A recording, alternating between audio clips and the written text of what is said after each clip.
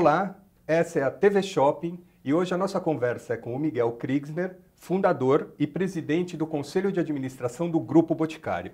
Tudo bem, Miguel? Tudo e você, Cláudio? Tudo ótimo. Miguel, estamos num ano de celebração, 35 anos do Boticário. Como é que começou essa história e como ela se desenvolveu? A partir de uma farmácia de manipulação, você transformou a empresa, a princípio o Boticário, numa rede de mais de 3.800 pontos de venda e ainda consolidou o grupo com outras unidades de negócios. Veja, foi uma trajetória realmente vibrante, quando me dou conta, assim, com a velocidade que isso aconteceu, fico até admirado. Mas foram anos de muito trabalho, um trabalho muito intenso, desde a farmácia até um crescimento vertiginoso, né? Em que acredito que hoje, na hora que a gente vê essa história toda, começo a perceber assim que ela tem uma sincronicidade, as coisas foram acontecendo e hoje posso ter uma ideia do conjunto da obra assim e dizer, sabe, acho que cada coisa foi acontecendo no seu tempo. Nunca é por acaso, né? Mas como foi a ideia de abrir a farmácia primeiro, Miguel? Por que você abriu uma farmácia? Na verdade, eu abri uma farmácia porque eu me formei em farmácia bioquímica e te confesso que eu não sabia o que realmente peguei o canudo, né? Saí da faculdade e não sabia se eu ia para a esquerda ou para a direita.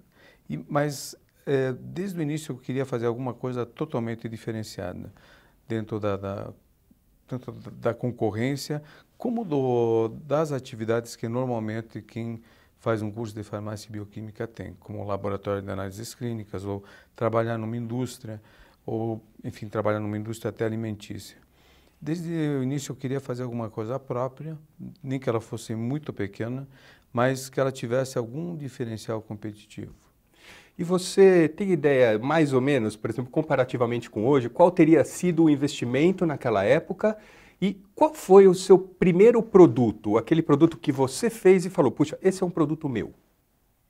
Veja, na realidade esse valor eu guardo muito bem na lembrança porque na época foram $3.000, alguma coisa que não sei o que daria hoje, talvez uns 6 ou 7 mil reais. Ou mais, né? Nós estamos falando de 35 anos atrás. Ah. Mas é alguma coisa equivalente talvez a uns $20.000, alguma coisa como R$40.000 hoje. E dinheiro esse que eu acabei emprestando de um tio meu que eu realmente não tinha essa possibilidade. E, na verdade, no início era apenas a farmácia que fazia produtos manipulados, principalmente orientados para a classe médica, mais voltado para a dermatologia. Foi aí que nasce o Boticário, né? E devido também ao pouco trabalho que nós tínhamos na época, eu comecei a desenvolver alguns produtos em separado para serem vendidos nessa farmácia. E ela já nasceu com o nome de Boticário? Já. Ela nasceu porque a palavra boticário, ela lembra os antigos farmacêuticos, eram aqueles que ficavam misturando as fórmulas e o propósito inicial da empresa era exatamente esse. E aí, Miguel, você teve uma expansão, como é que começou? Quanto tempo depois começou e como que foi essa expansão? Foi com capital próprio? Quer dizer, de uma loja nasceu outra ou você procurou uma sociedade? O que aconteceu? Na verdade, na hora que nós começamos a desenvolver outros produtos, eu comecei a sentir que havia uma aceitação muito grande em tudo aquilo que a gente fazia.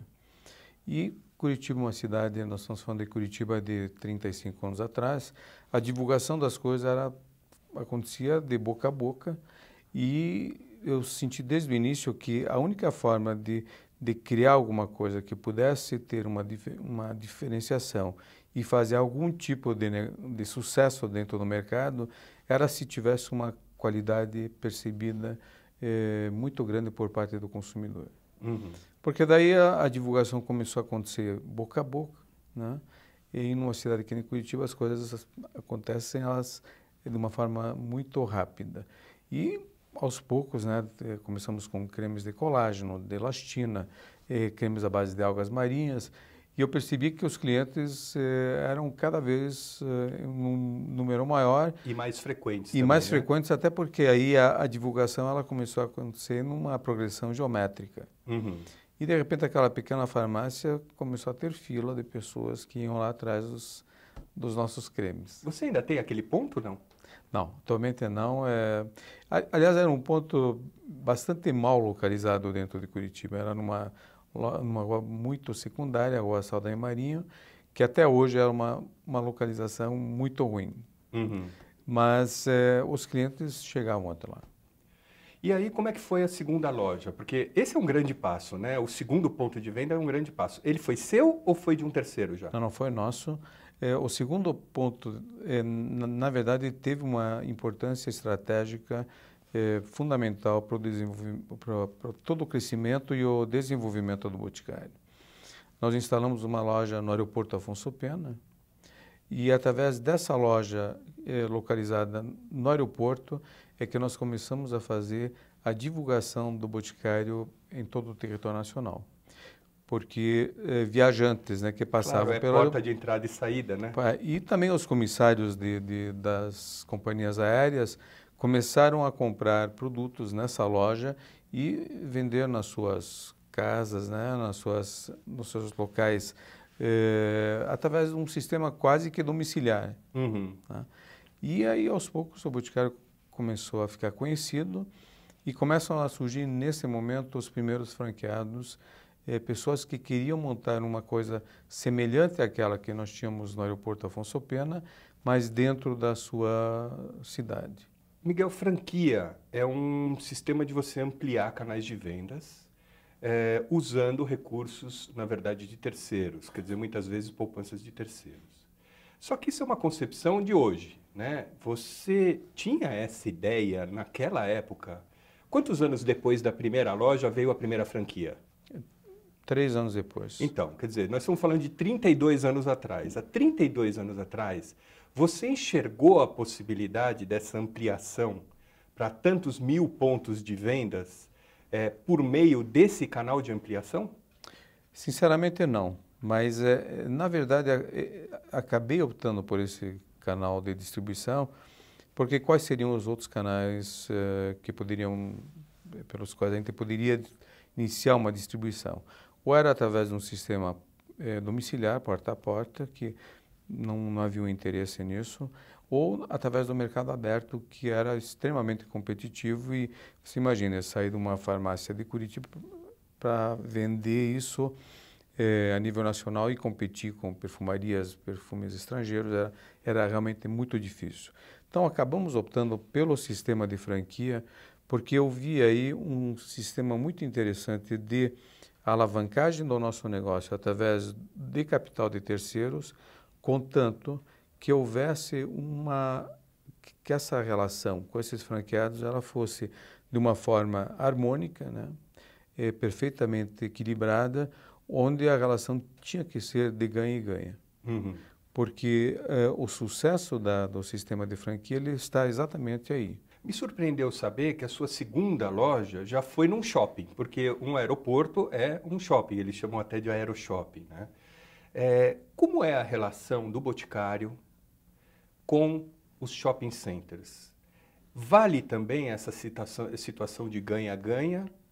É mais difícil? Como que é? Nós temos hoje aproximadamente 550 ou 570 lojas das 3.500 dentro de shopping centers. Então, a grande maioria das lojas hoje elas estão localizadas ainda em ruas, até porque nós estamos considerando cidades de interior também, onde você não tem, em muitas oportunidades, um shopping center. A relação ela é sempre difícil com um shopping center, infelizmente, né? Porque os custos são muito elevados e acredito que a questão de parceria com muitos grupos de shopping centers é muito difícil de tratarmos, né? Alguns não, mas existem grupos muito complicados que veem no lojista apenas alguém que está ali. Você não pode ficar sensível muito ao problema do teu lojista e muitas vezes eu acho que essa relação de ganha e ganha ela passa por um lado de ter uma aproximação maior com o lojista e procurar entender também às vezes os problemas dele. Tá? Confesso que é uma situação difícil, que nós tivemos um shopping center em Curitiba e onde fiquei também muito próximo aos lojistas e às vezes tem que fazer o papel de um divã de analista, né? Uhum. Mas acredito que nem ser um analista, mas também não ser alguém totalmente distante, onde às vezes o lojista tem uma dificuldade enorme de chegar num superintendente de shopping center e discutir os problemas dele. Então, é uma relação às vezes muito desequilibrada, eu diria.